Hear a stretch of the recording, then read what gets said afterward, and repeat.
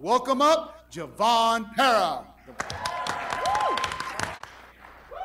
Good afternoon. And I'd like to introduce Jevon Perra. Yeah. I'm Jevon Perra. Welcome, everyone. It's so good to have you today. I help people see the possibilities that are right in front of them, that have always been there, that you don't have to go out and get, but you just have to recognize. And he teaches in 10-minute blocks because people don't like to pay attention longer than 10 minutes. This is perfect. You guys are going to be like, think I'm great because 10 minutes. Hopefully. Hi, my name's Allison, and I attended a class with Jevon today, and I really appreciate all of the personal experience that Jevon brought with him from being a professional coach, and I'm going to use the scripting techniques that he used us back at my office with my staff, and next time I'm criticized by my staff or a coworker, I'm not going to react negatively, but I'm going to think inside, how fascinating, and carry on. We're going to talk a little bit about getting what you want with what you have, and it's a way of engaging in life right now with nothing changing, everything in your life exactly the way it is, the same people, the same events, the same home you go to, the same dog when you go home to, everything the same, but in a way that this time, by the way that you engage it, actually creates something new. And the new that I talk about is the new that you want. Here's your internal attitude. How fascinating. Exciting? I know the things I put together for you, you're welcome. My name is Marnie Law. Jevon had a lot of experience and had done a considerable amount of research in the topic. He contributed a lot of information about human behavior, various studies and analogies that were informative. What I learned most was that what influences our communication is our own belief of how that communication is going to turn out. If we believe it's going to turn out bad, or we believe someone will receive a message in a certain way, likely it's going to be received that way, and it will turn out that way. But if we change our own belief and our own actions, it can greatly influence the outcome of the situation. Your value, your ability to help people, your ability to create more business, it explodes. But you have to be able to listen in a new way. You have to be able to hear what they're saying, not hear what you think they're going to say. I love the way he took key concepts and throughout the training kept bringing us back to show how it all links together. Focus is going to determine what you find. What you look for is what you find. Your focus determines your experience, and your focus actually determines your feelings. So that means all bad feelings come from focusing on what you don't want. And all good feelings come from focus on what you do want. That's good stuff right there. I mean, we can go home. Rick, that was facetious. I didn't mean that. It was very interesting. He didn't make it boring. It was really fun. I have to say this was one of the best classes I've had and very enjoyable. 1, 2, 3 points.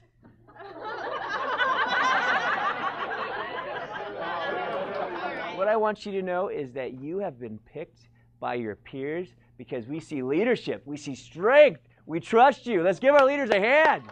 Lots of love. Now stay standing. Leader, let's give them a hand. Yeah. So excited for you all.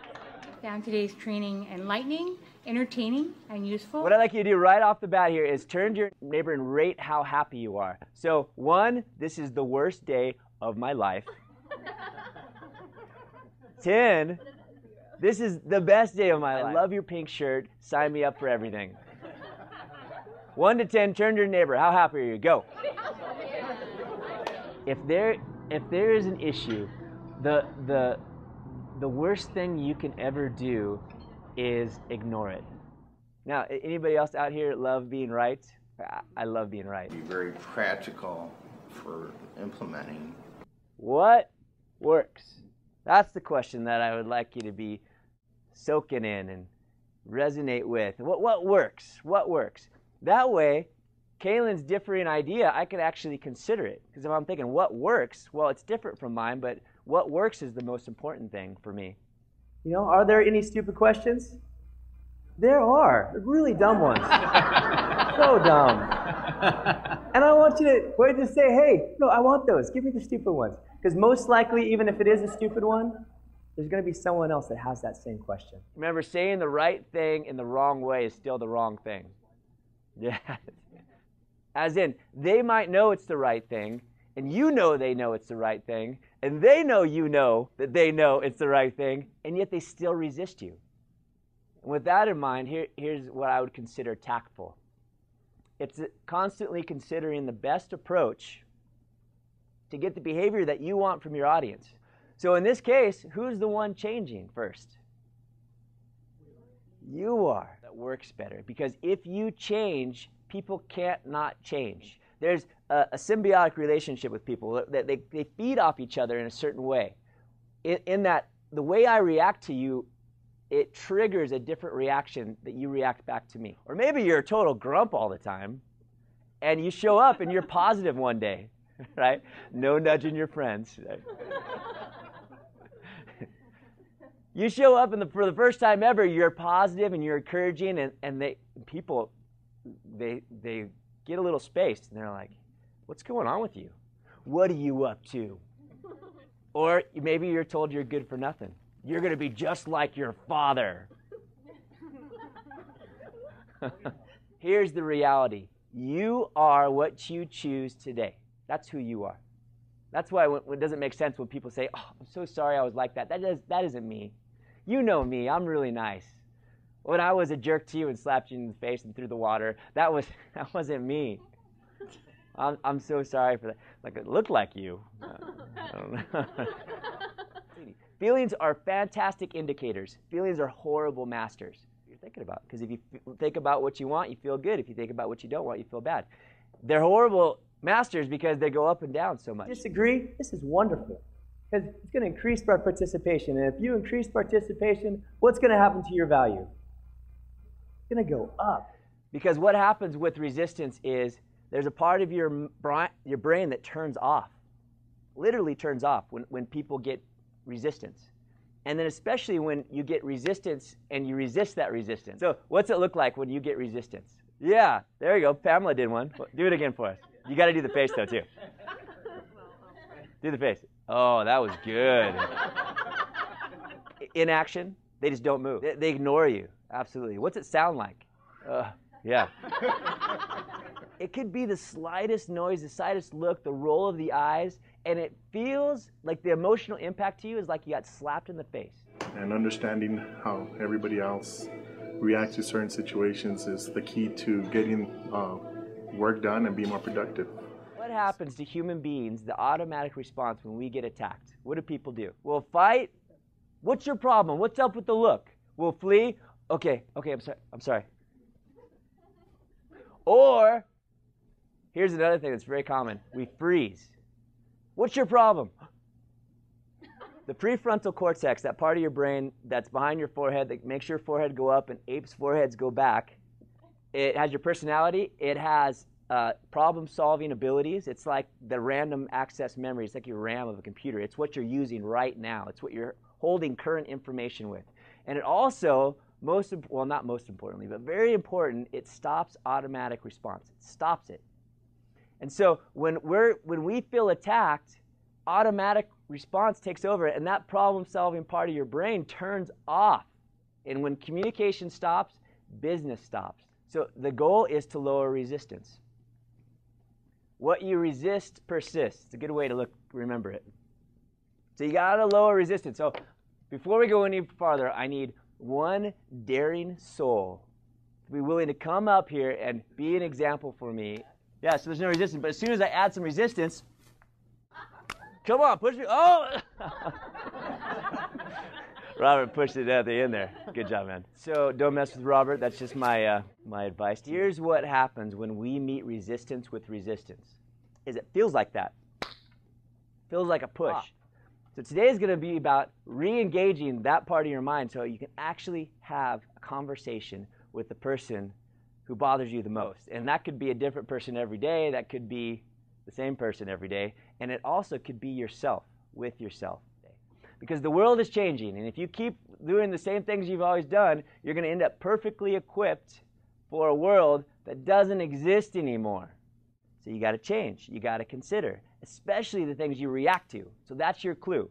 I feel bad about it. I want to get away from it. I don't want to work with that person. I don't want to do that. That'll never work for me. When it's that quick that you know, that's your clue to consider. And this is what it sounds like. Try it with me. You can even rub your chin. That's, oh my gosh. You guys sound smarter already. Build up. A guy named George Miller. He's a psychologist in the 50s, 40s. He came up with a paper called The Magic Number 7, 5 plus or minus 2.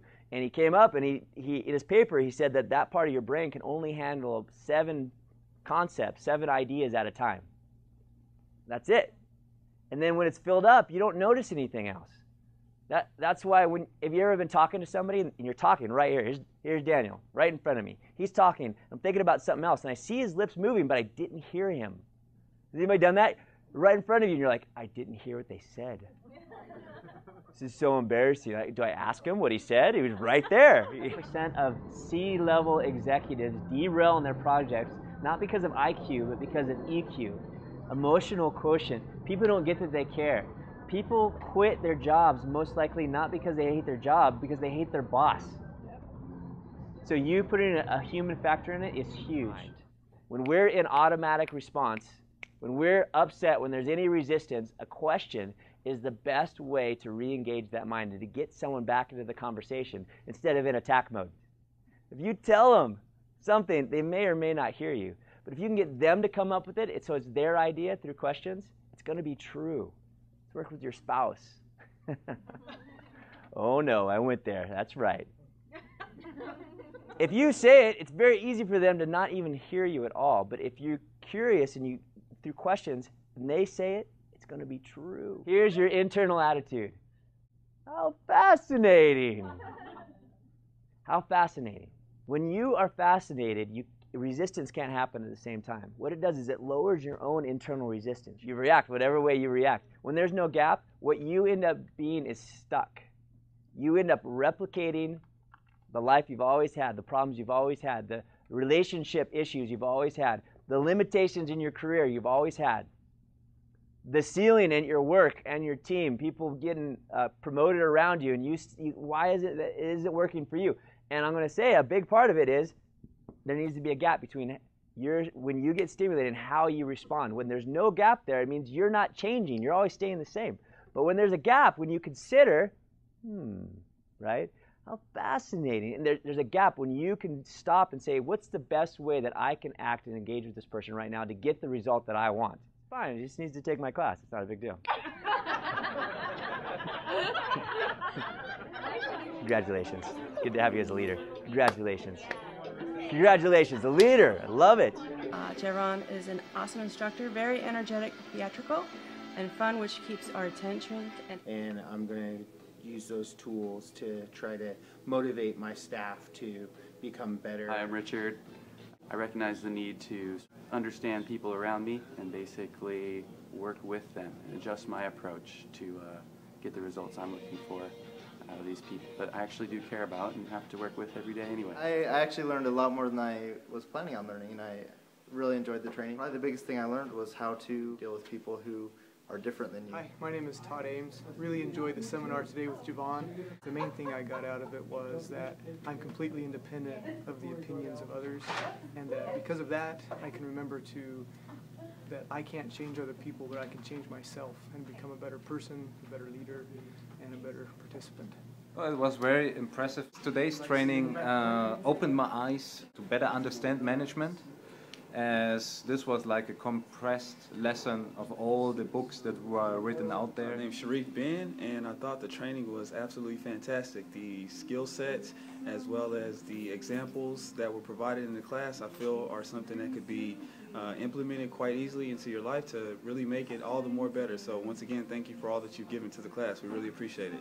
I really appreciated it. My name's Chris Reed, and what I liked about today was learning that I need to open my mind to experience new things and also see how other people see. The training was powerful. It was a lot of fun. I would recommend it. Jevon was awesome. So, Jevon, thank you very much.